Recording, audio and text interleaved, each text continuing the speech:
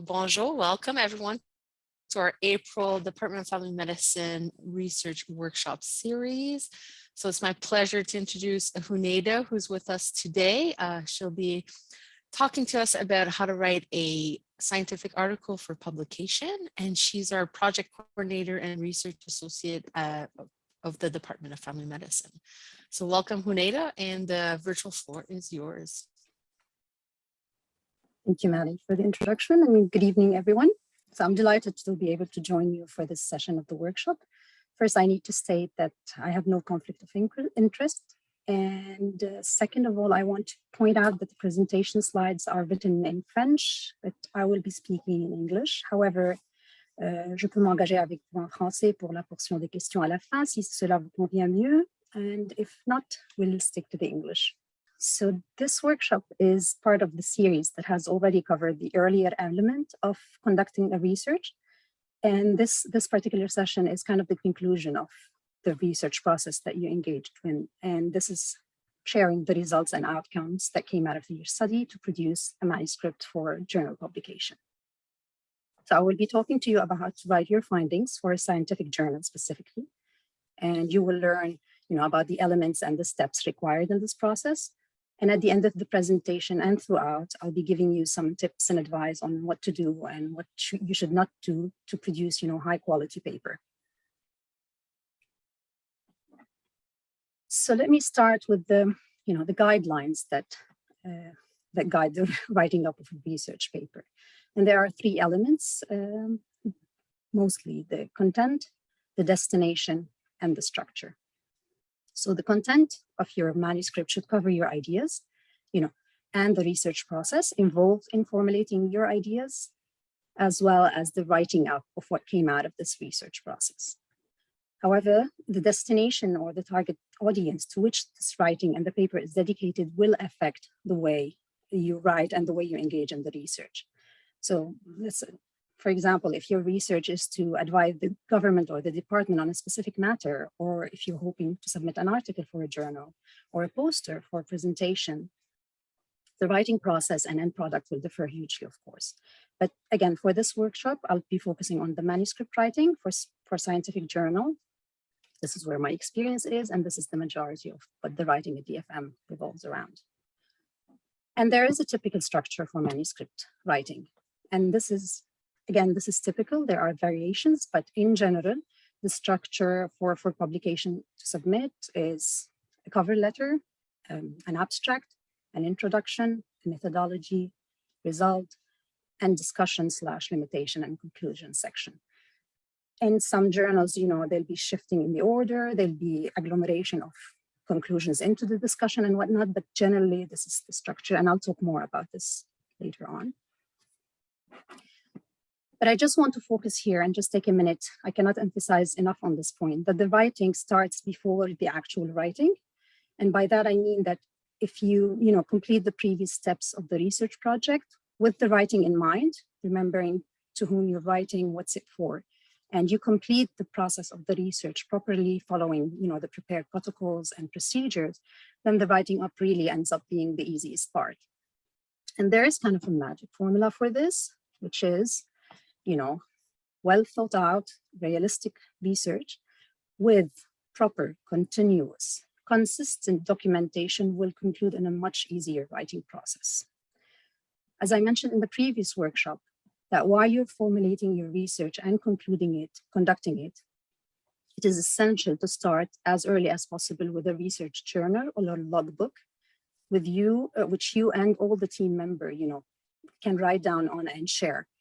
And put in all that's noteworthy to the project, what's, the outliers finding, what came out weird, what are the things that have been repetitive, and even it can advise your methodology. So, things that you thought you might take it out, and as such, take it out from your writing as well.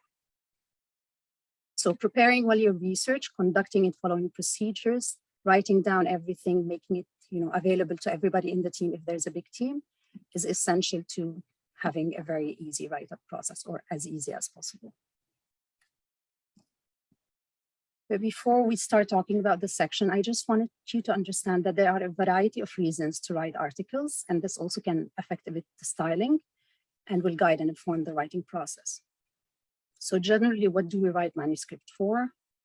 The primary reason is to share the knowledge and allow other people, colleagues, researchers across the world to know what you did, what you're finding, what's your work and interest about, opening the door for networking, to learn from other people what they're doing, to improve and help with future research.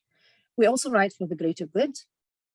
We want to inform the wider public and anyone who has interest in this subject. And often that's why most academics publish in open access journals and prefer open access journals to others. Publication is also one of the professional targets for both your job retention and for promotion. And therefore, aiming for publication has become an objective in itself and has become a whole field of study as well. So as I mentioned, I will focus mostly on the most common type of manuscript, and this is the scientific original research article.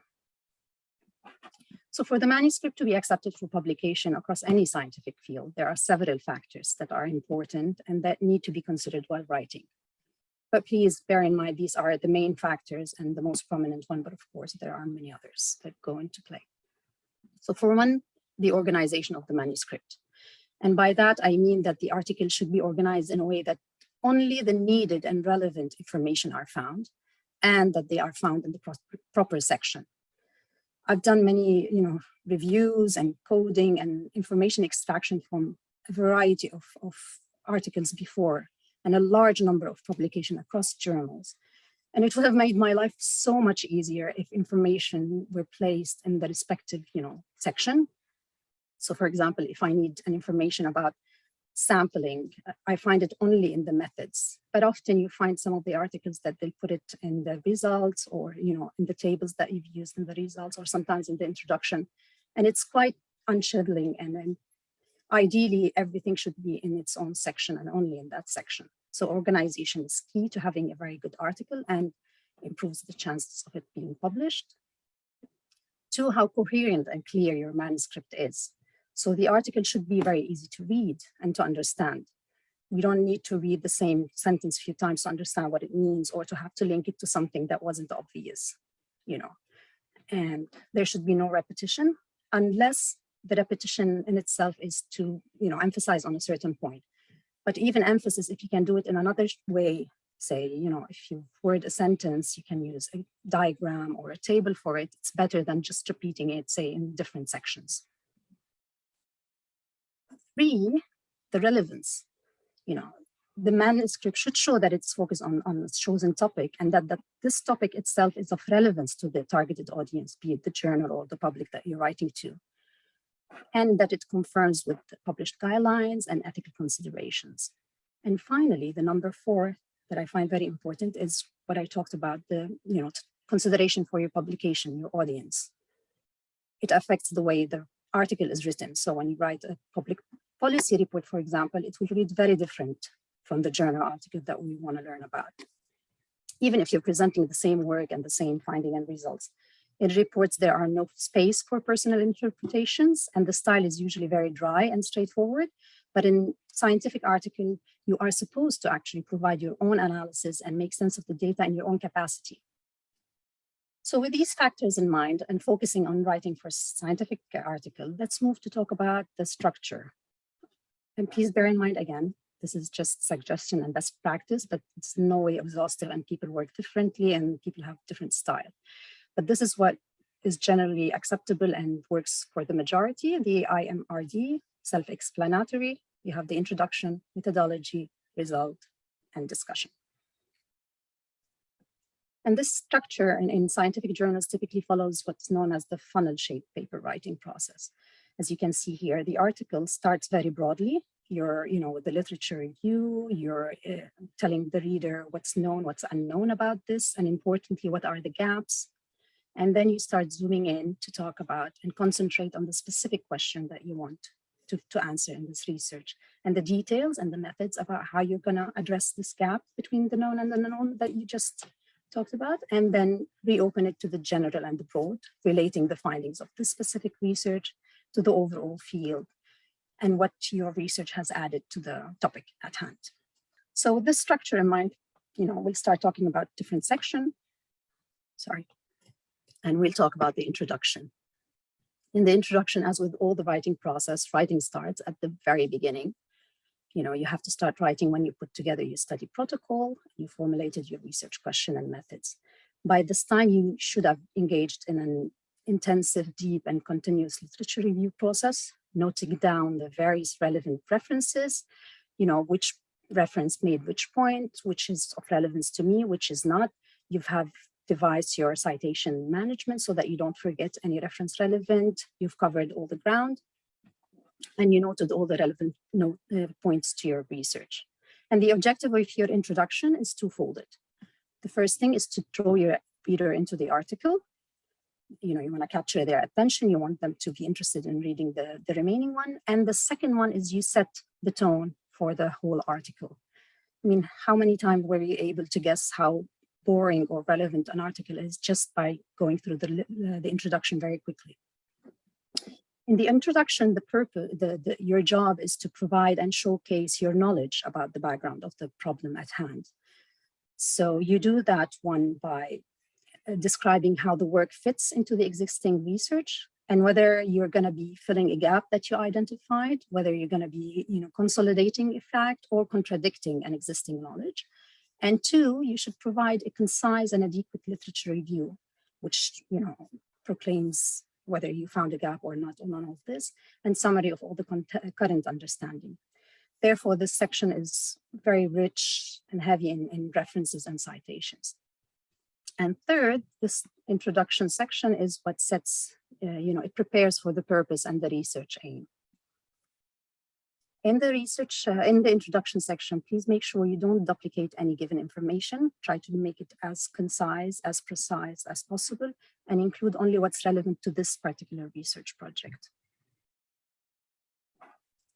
The next section is the methodology section. And as I mentioned in the funnel-shaped paper writing process, this is the neck of the funnel, where you are drawing on the above introduction section to provide specific methodology for this work. In this part, you need to state clearly what your research objectives and questions are, hypotheses if there are any, and two, you describe how this research is conducted and why it's conducted. So the author must not only provide details about the approach and methods that guided the work, the material and resources used, and the analysis that's been done, but they should also provide justifications for the choices that were made and how all of this agrees with ethical guidelines and secured REB approvals or exemptions. So after you explained what your question is and how you are best to find the answers, you get to the results section. This is the part where you provide all the findings that came out of the research process you engaged with, but it's purely a statement. Any analysis of the results should come in the second discussion, in the following discussion section. In this section, you present your results descriptively, stating what they mean. So you use the graphs, bullet points, tables for the visual comfort to the reader and for better organization of the article. And at this point, ideally, you would have looked at your data over in a dozen different ways and created different visuals and analyses. See how your data reads by providing basic summaries of it. If you plot it in a different way, maybe run some diagnostical models or tests if needed. This will reveal new or looked over results. So you can use summaries, scatter plots, linear regression models, t-tests, kappa statistics, whatever it is. Try to look at it in different ways and shape it with different methodology to see if you've missed on anything and which is the best way to present your data as well. The discussion is where you take the results and you start analyzing them through the context of the existing knowledge. So you're choosing from your result what's interesting in your data and what is it telling you. So you write your discussion keeping in mind what's really interesting here. So what will people want to learn and know about this? And what message do you as a writer want to send? What do I want the people to know from this research? And in this section, some journals or authors might divide it into a separate, other section, but they might find the conclusion usually where you include thoughts about the implication of your findings on other research and the limitations or assumptions that allow this work. You are often introducing possible future research in relation to this work at this point. And if there's any extension for the process in place that is being planned, signaling the conclusion of the paper. But in terms of this is how the paper is structured, but often the writing process is a little bit different, and structure and process are not chronologically coherent. In fact, I don't remember I've ever started with the methodology at the beginning. And most authors, what they'll do is they start writing their research question and methods, because they are the easiest and the most complete one, and they wouldn't change once you started collecting your data. And we leave the discussion and the introduction to the last. After the discussion is often finalized as well, you start rewriting your results because you want to show them in the order that's best for the discussion, and you want to highlight the issues that are more important to you that you've highlighted in the discussion, in the discussion. So starting with the methodology, which is what you do always. Here you have to start with the general. You talk about your aim, which is basically a statement of intent. And usually it's made up of two parts. Why is this research required? You know, you contextualize your project, and what is this research about? So you describe the aim of it. And while the research aim specifies what needs to be studied, your research objectives will comprise the steps that address how this research aim will be achieved. So each research objective need to be SMART. And by SMART, I mean specific, measurable, achievable, relevant, and time-bound. And as a rule of thumb, there would be one research aim and several research objectives to help elucidate this aim. So let's take an example here. Let's say I just, thought of a general work of looking on how to improve work satisfaction for family physicians. That's the aim of my research project, but we need to focus our aim to produce our SMART objectives. So for such kind of topic, our objectives would be first maybe to identify the causes and factors for work satisfaction. Are we going to be looking at age or gender, location of the clinic, level of bureaucracy, whatever, adoptive working mode, financial remuneration? What are the factors? So this is our objective, looking at the factors. A second objective to be actually to define what we mean by work satisfaction. So are we going to be measuring happiness? Are we talking about mental health? Are we talking about work satisfaction as per a certain scale, a validated one, an unvalidated one? And then our second objective might be to validate this scale that we're using. We can have another objective, say, to see the relevance of with the pandemic, to investigate whether, say, blended working mode improves family job satisfaction, family physicians' job satisfaction or not. So, you have the general aim, and from it, you break it down to the specific research questions that you're interested in. And your research questions are simply your objectives, but they're made more specific and a question format, basically. So for our example that we just talked about, our research question could be, can blended work arrangement improve job satisfaction of early career family physician in Ontario? Okay. And the hypothesis that we need to write it from that research question is the statement that can be proved or disproved. So again, for our example, the hypothesis would be, our family physicians who have blended working schedule report greater job satisfaction than those who work exclusively in person. So this is how you write the research objective into a hypothesis. And often in scientific papers, they require a null hypothesis, which is the hypothesis to disprove. In our example, what you'll write is simply you'll add a not or no to the research question, and it'll to the research hypothesis, and it'll be, family physicians who have blended working schedule will not report greater job satisfaction than those who work exclusively in in-person mode. And your research work should be tailored to answer this specific question then and hypothesis. Does that make sense? Are we okay? Right. The second section of your methodology is where you specify your procedures. For example, you're collecting tissue samples, or you're interviewing patients, or you're running a systematic review, whatever it is, you need to be sure and very clear about what your study unit is, and to specify the criteria for inclusion and exclusion, the size of it, the collection method, anything related to it should be provided in the section, provided clearly and made available. So for example, in our hypothetical problem, we are recruiting family physicians who have graduated in the last 5 years and they reside in Ontario. And in here, we should justify, for example, why we chose early career physicians. It could be, we can say because they are still learning the trade and having created their own coping mechanisms. So they're better to study, their satisfaction level pure. And to justify the cutoff point at 5 years. Again, this is an example, so it depends on the literature review and what came out of it. You should be able to have the answer to this. Why have you chosen this specific sample size?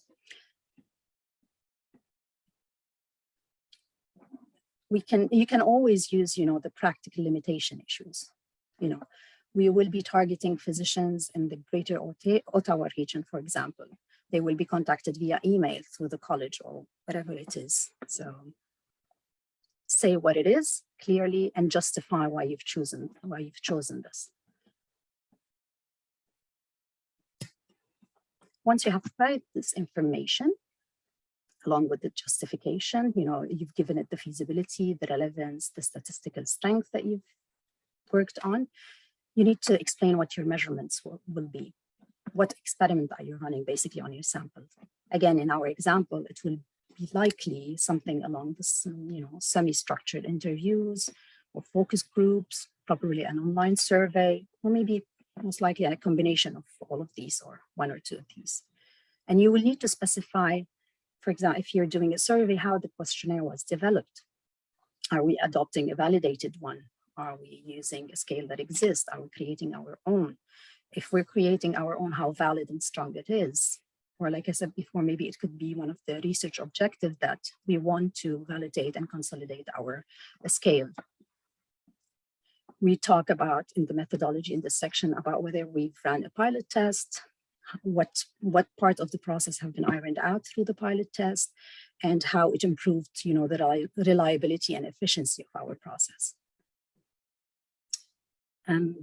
We also need to specify what the desired outcome will be. What are we looking at? Are we looking at a percentage? Are we looking at, scale? Are we categorizing? If the conclusion is to find in our example, whether, the percentage of doctors who score higher on a specific scale, or are we comparing female to male physicians' satisfaction rates? And therefore, we need to run different reliability tests and different statistical analysis. So all of these need to be detailed, justified in the methods section.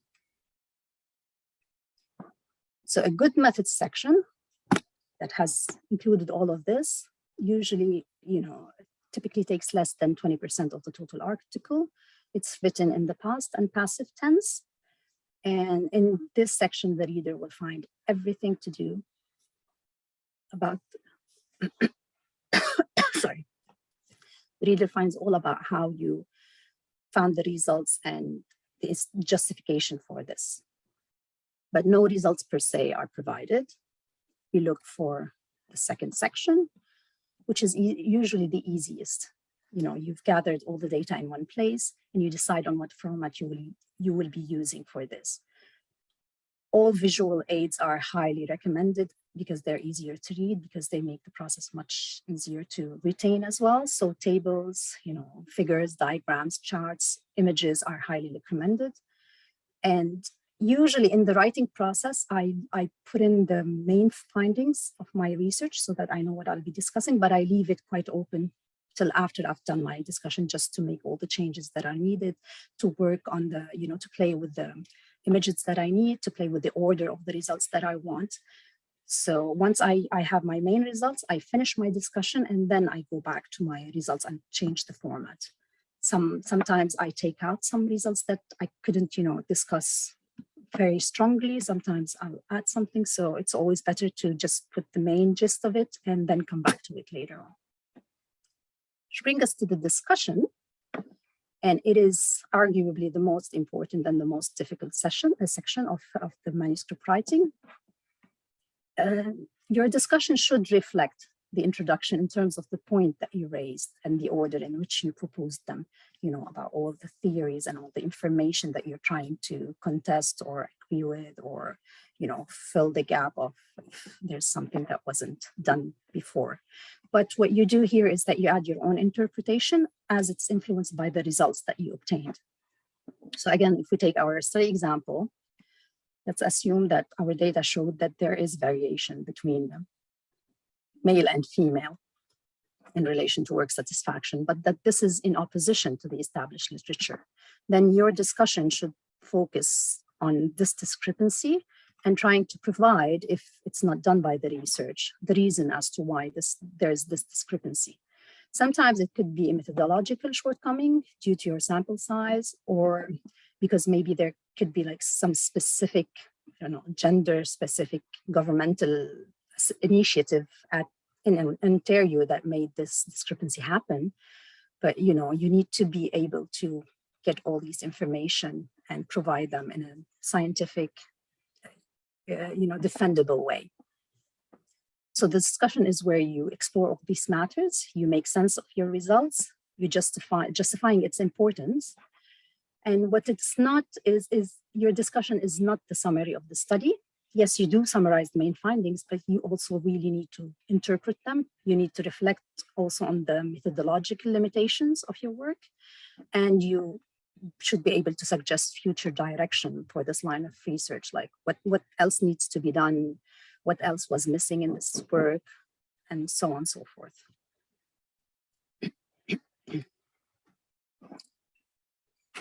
The final bit, which usually comes also under discussion, is your conclusion part. And here you need to be strategic about how you want to write your conclusions. And there are a few schools of thoughts for this. So there is the confessional school of thought, where about your conclusions and limitations. So basically it's when you ask the reader to forgive your flaws in your study design, hoping you're rewarded somehow for this. And this is usually adopted when the flaws are unavoidable. So for example, recently when we've all have to shift online because of the pandemic, or you could, you know, belong to the dismissal group. And with the dismissal kind of conclusion is where you acknowledge the concerns about the study, but you dismiss their importance. Usually this is used when the flaws are minor, you know, having to decrease your sample size to less than what's originally planned, but it's still a statistically significant sample size. So you could, you know, just write about this, or you could belong to the, you know, reflective group. You lay out the flaws and you pay attention to the nature of this flaw and its implication. And by doing that, you're providing like a considered argument about the source of the flaw and its impact on your discussion and your results. So the type of the study that you're doing, the nature of that study, and the significance of the shortcomings and flaws, as well as your targeted audience, will help you decide which type of conclusion you want to write in your manuscript.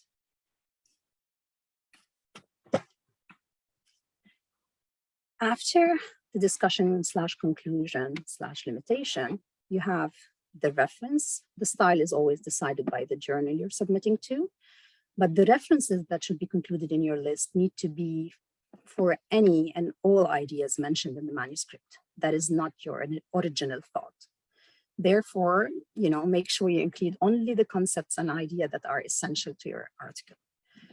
Use quotes only if the idea that you're trying to convey is best done by the original author and you cannot improve on it or shape it within your article, or if you want to place the emphasis on that point, but do use them rarely and mark them appropriately. You have to remember that this, you know, manuscript is your work and it should highlight your own ideas. So these are all the sections of your manuscript. The next step, you're not done even if you've done them all perfectly. The next step would be to connect them in one coherent manuscript and complete the circle, you know, boucle la boucle. So in your introduction, you would have covered what the problems you're exploring are, why do they matter, and you substantiate this with your literature review, typically part of the introduction. what the conversation on the topic is that you're joining and what's the gap. Then in your method, you would say what you did and what the rationale for the research design was. And finally, in the results, not finally, sorry, later in the results, you specify and highlight the main points and finding to then discuss whether your story has added something to the current conversation on the topic based on these results, and if you filled the existing gap or not.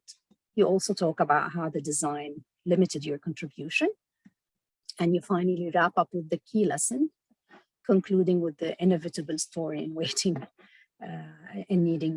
waiting needed, which is basically, what next need to be done.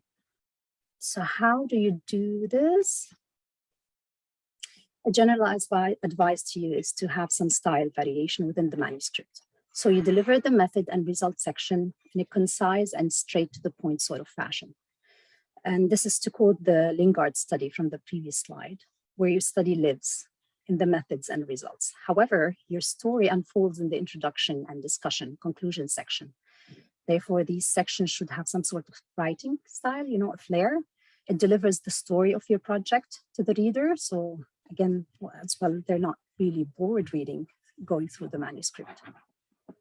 So your study, which is the method and results section, must be reported accurately and concisely, but your story, your introduction, your discussion must be told persuasively. You need to attract people and persuade them that the work has been done well and that it's relevant and that your conclusion makes sense and they're important to the field that you're investigating. And all of this has to be done usually around 3,000 words. So word count is different, of course, with different journals, with the different type of manuscript. So, if you're doing a review, it will be different from an original article or from a letter to the editor, from whatever it is. But generally speaking, original research articles across most journals would require a word count between 2,500 and 3,000. So for the manuscript publication, they also require for you to, write two different elements. This is the abstract. The abstract has to be at the beginning of the manuscript, and it's basically, a second summary of your introduction, methods, results, and conclusion, and it's around 250 words. And the second element is your cover letter, which is a separate document. It's usually addressed to the editor of the journal. You provide the name and the details of all the authors with their specific contributions, who did what exactly, and the reason why this article should be accepted for publication in this specific journal. So the importance and relevance of your work according to what the journal, terms are. Some journals would request that you provide the name of external reviewers, and these have to be, authority figures in the studied field, but who are completely independent from your own work.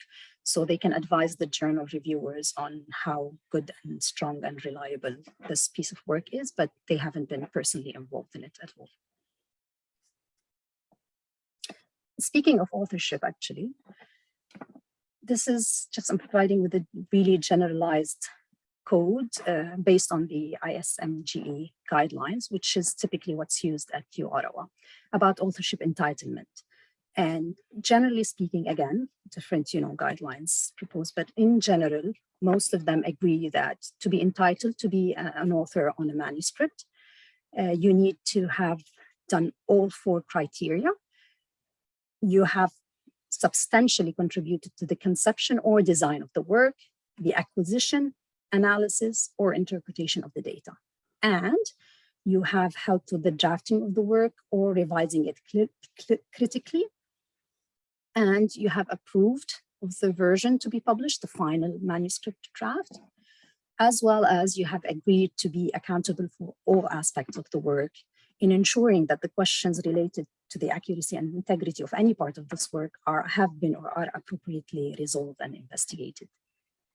All those designated as authors should meet all 4 criteria, and all those who meet the 4 criteria need to be identified as authors. Those who do not, who've done 1 part or 2 parts or even substantial work without which the project wouldn't have happened, they should be acknowledged.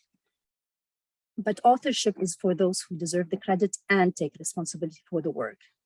which also means that all individuals who meet the criteria, the first criteria, which is the contribution, substantial contribution to any part of the work, should have the opportunity to participate in the 3 other criteria, so that they should have the chance to, be co-author. Again, this is the general guidelines. It's up to the principal investigator and the team to decide if somebody else can be included in this or not. But again, in the cover letter, you would have covered who's done what and the specific contribution of every member of the team. While writing a manuscript is long, but it's a rewarding activity, if the process, like we said, the research process itself had been conceived and managed well, then the writing about it should be easy. However, there are many traps that many even new and experienced authors fall into that I want to draw your attention to. What I mentioned before, write a backbone of your introduction and your literature review, but leave it till the end to finalize it. Okay. Make sure you take out anything that you can't defend, that you haven't worked on, that you haven't provided discussion for, and rechange the order in a way that makes sense to your discussion, so that they're both related and they're both in the same order, covering the same issues. So, do the backbone based on your literature review and the items that you've dealt with before, but leave it till the end. It makes your life a lot easier. I've talked about this before, the results and discussion. I find it much easier to just get the gist of the results, work on my discussion, spend time on it, make sure that everything I want to say about my work is there, and then I come back to the result to finalize it and make sure that it reflects my discussion the best way possible. Another trap that I find a lot of researchers do is sophistication. A lot of them want to come across as, very worldly and intellectual, so they end up using complex sentences, words that are really some of them you'd have to get a dictionary and get, look at. I personally, and the recommendation is keep it simple, straightforward, simple sentence structure, easy words. They're the best for the reader. They need to understand your work. They don't need to be daunted about the prospect of reading your article. So make it easier for them. They'll retain more from your article, which is your point. So, but then again, the other side of the coin is that you don't want to go the other extreme and become too boring or too dry. So this is really up to the author. You need to find the balance between the official report kind of writing and that of a story of your research project. Personally, what helps me a lot when I'm drafting a manuscript is I keep in mind this question of who cares? Basically, so what? What does my research mean? What's the difference? Especially when I'm working on the introduction and the discussion. It helps me really it guides me on what to include and exclude, and what I think my targeted audience would want to learn from this, and what I want them to take from this. So keep it in mind, in your background, in your mind, in all the activities that you do. Word count is also key. It helps a lot with the drafting.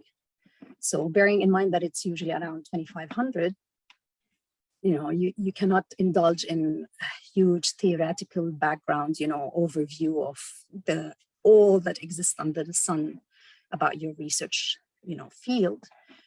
So keep it concise, just exactly what you want.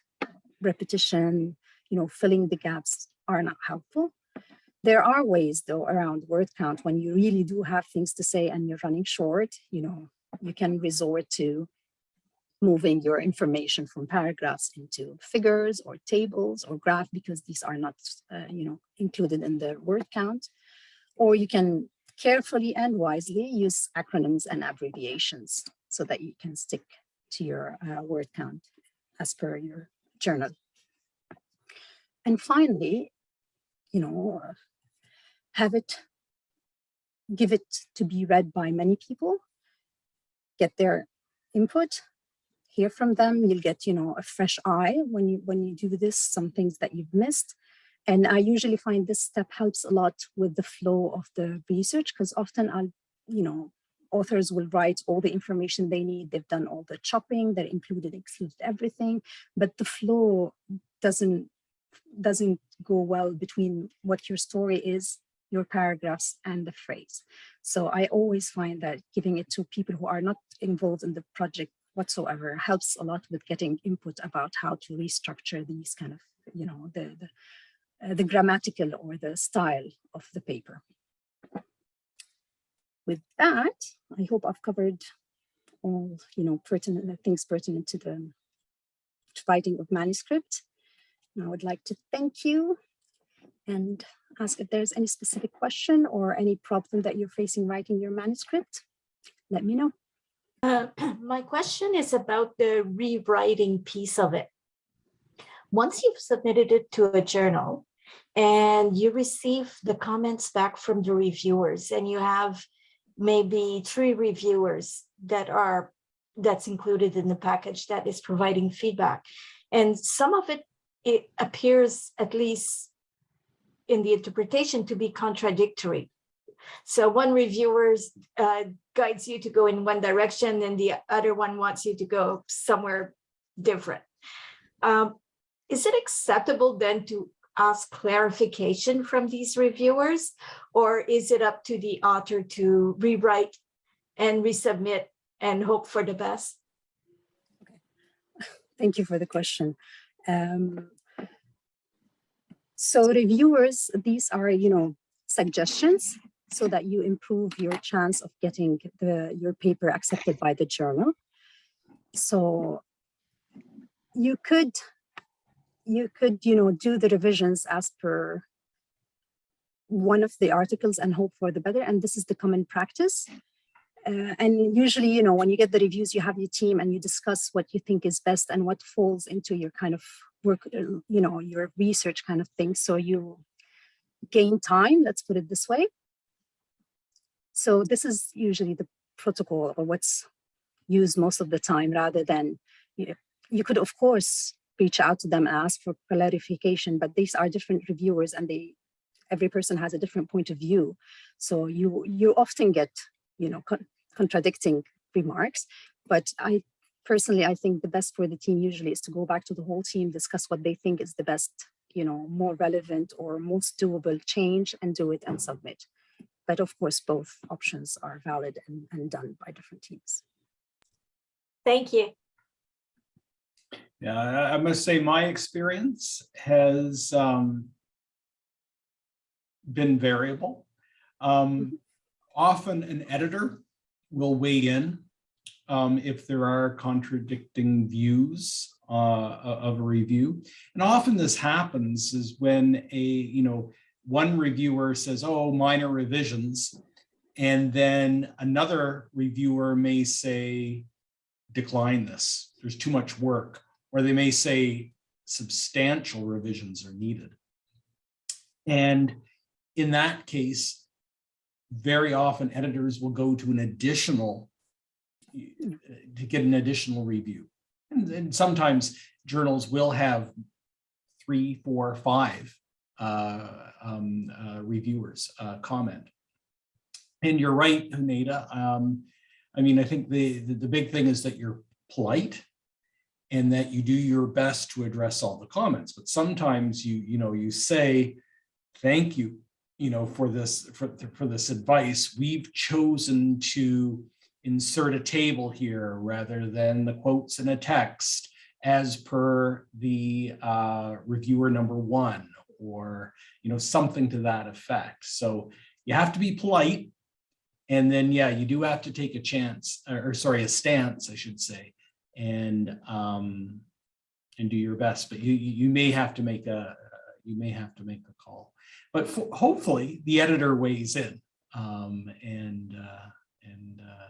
that helps you. But it's frustrating when you get reviews that are contradictory. But as I said, it's because sometimes reviewers have different expertise. And as I said, so I've certainly had some back where, one reviewer would say, oh, just a few little changes here. And then others saying, nope, you got to redo the whole thing. Yeah.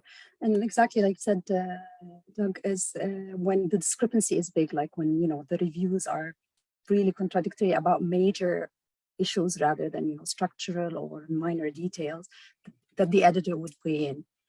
But personally, like I said, from from the papers I've worked on, usually it ends up for the group to decide that, you know, they take one advice and they go for it and hope for the best. And sometimes it depends also if they've aimed for, you know, a higher impact journal that they're just hopeful they get through, and they're just trying to get all kind of reviews and comments so that they can actually improve on their work rather than the other way around. So, you know, contradictory remarks are great because then they can focus on all these aspects. And in these cases, I find that people tend to resubmit to another journal that's more very realistic. So the first application is kind of like, you know, to tweak and to try out rather than, you know, hitting it big. That's a really good point, Hounaida. Couldn't agree more. Right? If you're aiming high for a very high impact journal, doesn't get accepted, but you get some great reviews, I mean, that's worth its weight in gold for resubmitting. And some journals will accept that, right? If you know, sort of a revise and resubmit, and you indicate that it's been reviewed by this journal, here's how I address the reviewer's comments.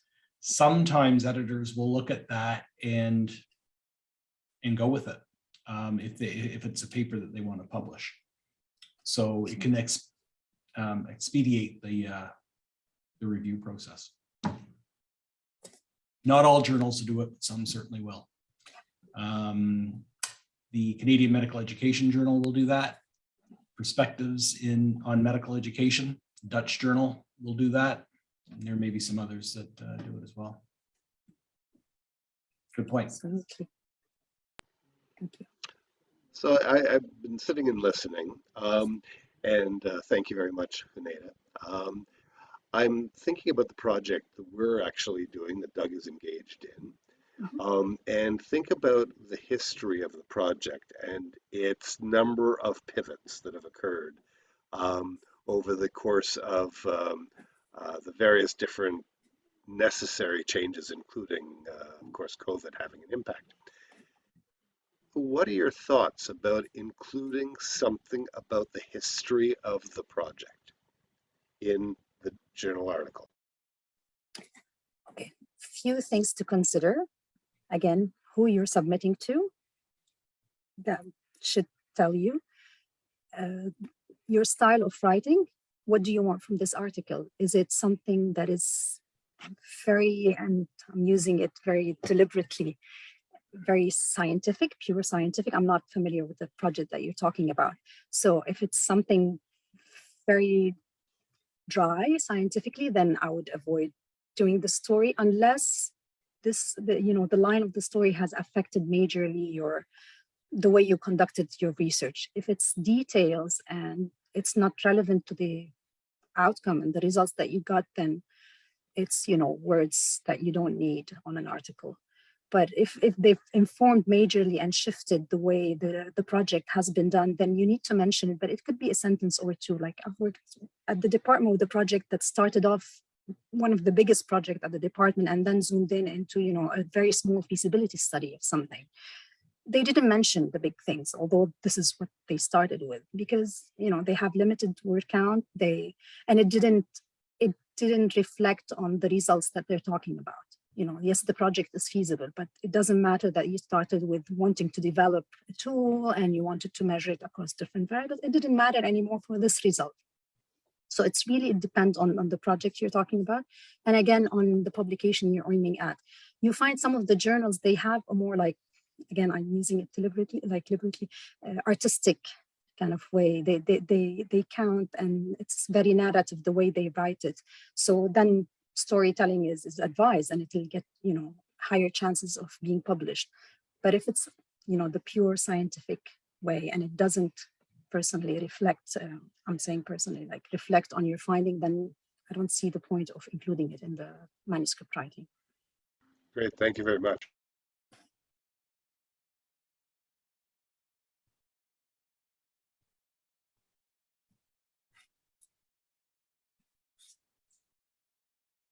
Excellent. I don't see any questions in the chat.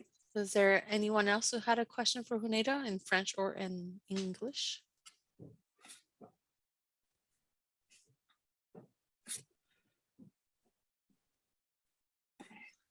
Well, great. It looks like it'll be an earlier night tonight. Go ahead, Doug. Oh, just a comment. Thanks so much, Hounaida.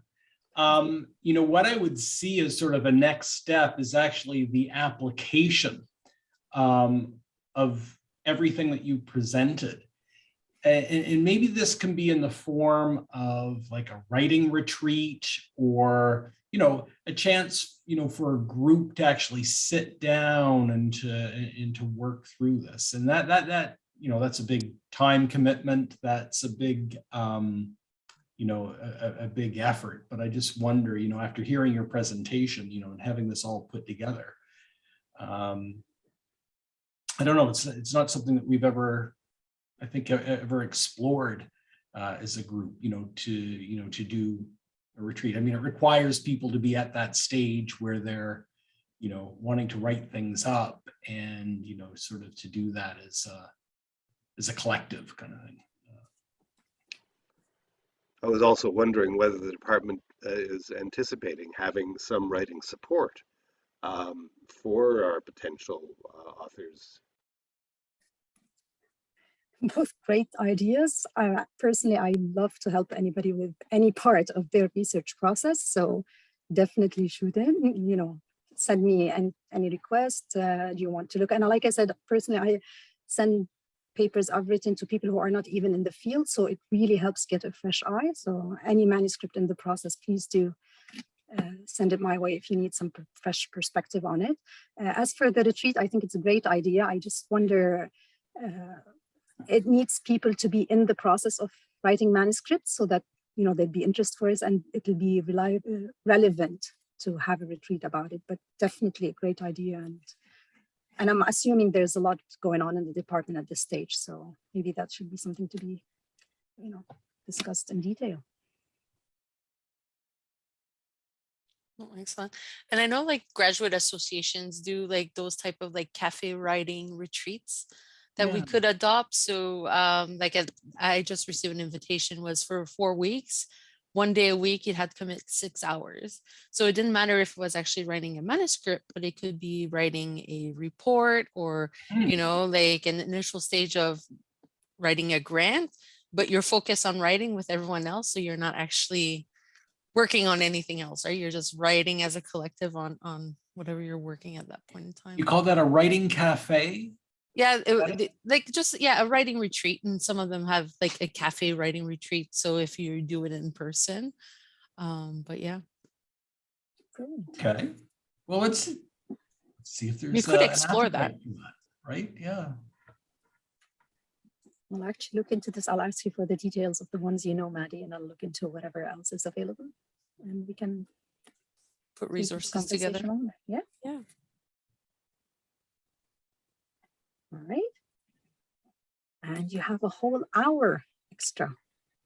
I hope you're thankful for this rather than angry with me. And I just want to comment, Dr. Viner, we did have like a scientific writer supporting faculty members with the writing of manuscripts or reports. Unfortunately, so that was last year, and Doug, correct me if I'm wrong, but unfortunately there was not as many requests as was expected for her time. So she's still involved in the department, just doing other tasks as well. But if there's more requests that come in and faculty members wish to receive that support, that's something we can certainly revive. Great. Well, thank you, everyone. And I hope to see you on our May 18th session, which is all about budget and projects. So on that note, have a lovely evening. And if you have any further questions, please email myself or Hounaida, and you'll be receiving a certificate of attendance as well as the survey links for evaluation and a copy of the slide deck, if that's helpful. Great. Have a lovely evening. Thanks, Maddie. Thank you. Thanks, Hounaida. Welcome. Good night.